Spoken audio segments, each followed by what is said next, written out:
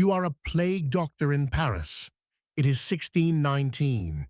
Plague has hit Paris, and King Louis XIII has just put 200 gold louis d'or into your hand, roughly 4 times what a Paris physician charges anyone else.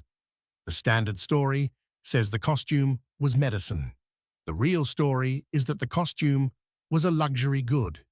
The contract was a financial instrument. The cure was a brand. Your patients keep dying. You keep being paid in gold. By the end, you will know how plague doctors turned Europe's worst pandemic into its best contract. But first, picture the costume the way most people remember it. You have seen it in films, on Halloween, in video games, in Venice, at Carnival. Most people picture the plague doctor the same way every time.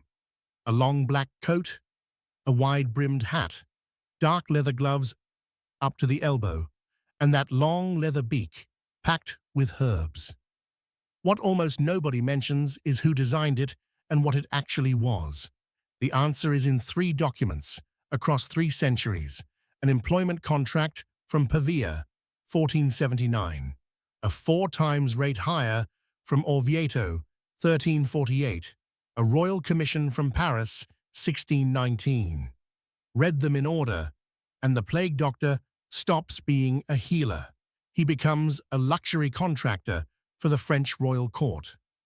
Charles de Lorme will outlive nearly every patient he ever charges a fee. He will die at 94. He will leave a fortune. Here is the trick. Plague doctor pay was not a fee for service. It was a municipal employment contract drawn up by the city, paid out regardless of whether any patient survived. Take Pavia, 1479. You are Giovanni Ventura, a 32-year-old physician with no senior post in any major university. The city offers you the plague doctor contract. The terms are written down.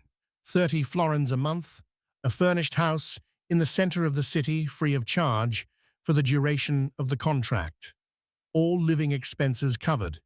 Food, wine, firewood, candles supplied by the city out of public funds. And your salary is paid 2 months in advance, in gold, before you have visited a single patient. In exchange, you sign 15 clauses. In Latin, on vellum, witnessed by the council. Clause 1 says, you treat anyone the city sends you. Clause 5 says, you may not refuse a visit. Clause 8 is the one that matters. If you die treating the plague, your heirs keep every coin you have already been paid, and the city pays the rest in full. So the risk is yours. The payout is not. That is the design. The plague doctor is not a clinician. He is a financial product. The product pays out whether or not anyone gets well. Now jump back to Orvieto, central Italy, 1348. The Black Death has walked across the Alps. 1 in 3 Italians will die. You are Maestro Matteo Fu Angelo. You have just walked into the council office to negotiate. The city offers 50 florins a year. That is the normal salary for any physician on a civic retainer. Nobody takes it. Every physician in Orvieto who can leave has already left. The ones who remain refuse the work. So the council raises the offer. They write a new figure into the same contract in fresher ink. 200 florins a year, 4 times the standard rate. You sign it. The clerk stamps the city seal. The advance is paid in your hand before you leave the office. Now you set 200 florins a year against a normal Italian wage. A master mason in Florence earns roughly 50 to 60 florins a year. In other words, the Orvieto plague doctor contract pays you 3.5 times what the best craftsman in Florence makes for a year of skilled stonework, for doing a job that almost no qualified physician will take. Here is the part nobody mentions. The contract is not a fee for healing. It is a payment for the risk of being in the room. The risk premium is the entire product. The city is buying the doctor's willingness to be exposed, not the doctor's ability to cure, which is why most plague doctors on these contracts are not the senior names of their profession. They are second-tier physicians, foreigners, men with nothing to lose. You write their names in the margin as they pass. The senior physicians have already fled to the countryside. One number is worth knowing. In Florence in 1348, the diarist Marcion di Coppo Stefani records 600 dead in a single day. Boccaccio wrote that the dying lay unburied in the streets and were carried away on planks. Against that background, a city council that could write a contract for a doctor counted as good government. The contract was, in part, civic theatre. The city was telling its citizens, in vellum and gold, that it had hired someone to do something. Whether the something worked was a separate question. Now here is what nobody mentions about the medicine itself. The doctors who could choose mostly ran. The most striking record of this is not from a complaining patient. You read it in the words of the Pope's own personal physician, writing in 1363, Avignon, 1348. The Black Death has hit the seat of the papacy. The Palais des Papes is the second wealthiest city in Europe. You are Guy de Chauliac, papal surgeon to Pope Clement VI. You have one job: keep him alive. You write later in your Chirurgia Magna the most quoted line of any plague physician in history. You record that physicians felt useless and ashamed, inasmuch as they did not dare visit the sick for fear of infection. Read that sentence again. The Pope's own surgeon admits that qualified physicians would not enter the rooms of the dying for fear of catching it. You yourself catch it. A groin apostemi, the classic bubo. You survive. Most of your patients do not. Your advice to the Pope is to sit between two perpetually burning fires, day and night, on the theory that heat purifies the air. The Pope survives. You count the dead at the edge of the pit. Most of Avignon does not survive. Raimundus de Venario, writing in 1382, records that roughly 2/3 of Avignon's inhabitants were afflicted, and almost all those affected died. 2/3 afflicted, almost all of those dead. Now look at the mortality numbers for England, where records are tighter. Wealthy English landowners die at roughly 27%. Their tenants in the villages die at 40 to 70%. The obvious read is that medicine was bad in the 14th century, which is true, but trivially so. The real read is that medieval medicine was a service, and like any service, it was distributed by who could pay for it.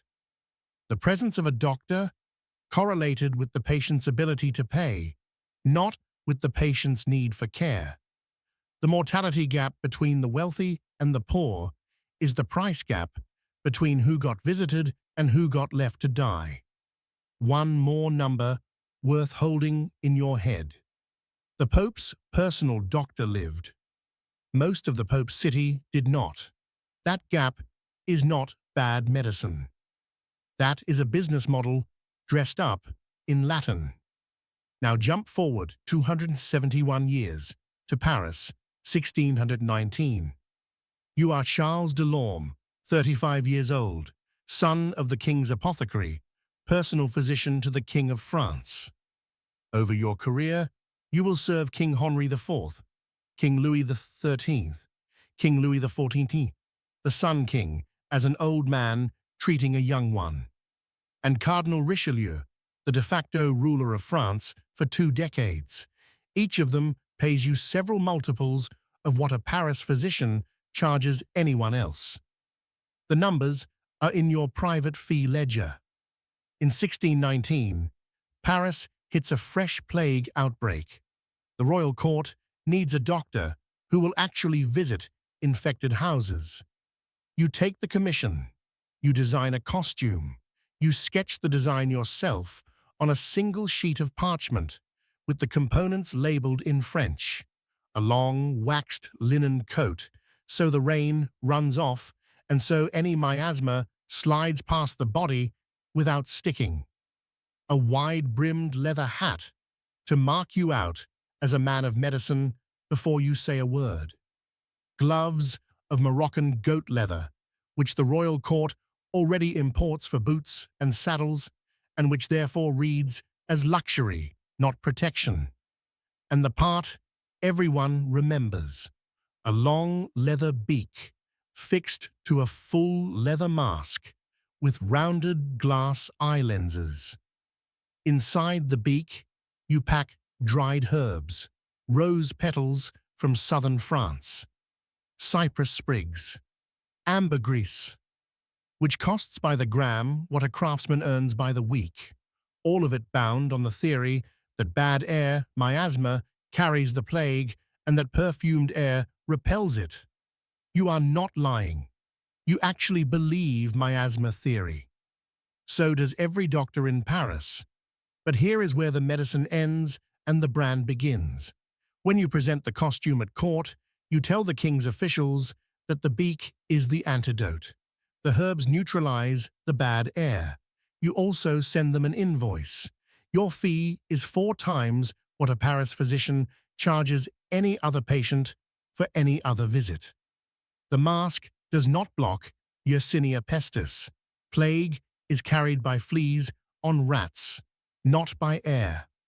Nobody will know this for 275 more years, which means the mask does not explain why you yourself, Charles de Lorme, walking the same plague streets, never catch it. The actual explanation is simpler. You are rich enough not to need to enter the rooms in the worst outbreaks. You send a junior. The mask sells the idea of expertise to clients who can afford to be sold to. Read the 3 documents together, and the pattern is the same in every century. The contract is the scam. The patient's death is priced into the rate. The mask is the brand. The cure is theatre.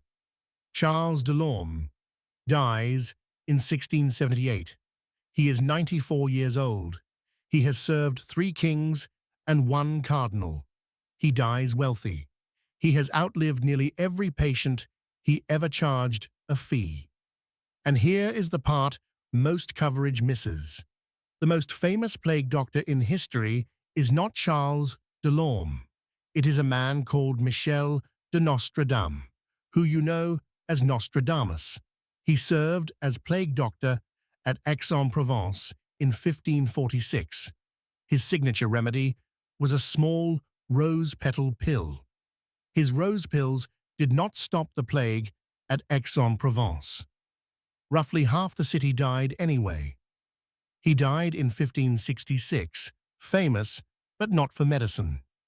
He died famous for prophecy. So the most famous plague doctor in history is the one who got the medicine least right, because the cure was never the product.